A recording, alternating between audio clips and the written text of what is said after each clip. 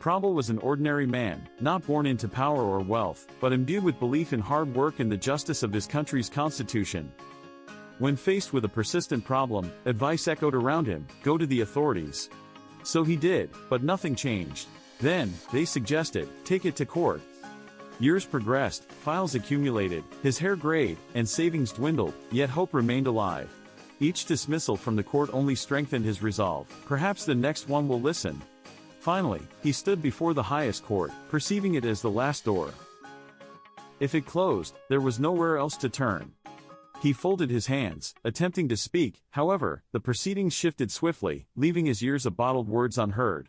In that moment, something broke inside him, not his courage or confidence, but his hope. Years of silence exploded in uncontrollable emotion as the courtroom fell silent. Security rushed in, and onlookers felt a mix of shock and anger. Questions floated in the air: how much pain must one endure before losing composure? By the day's end, the nation was split in its response. Some hailed him a hero, while others labeled him irresponsible. Television debates heated up, and social media buzzed. Yet no one paused to consider his journey.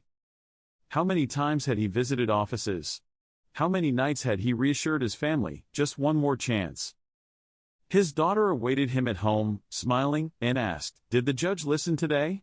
He could only hug her and weep, not for the loss of a case, but for the loss of faith that someone would hear him.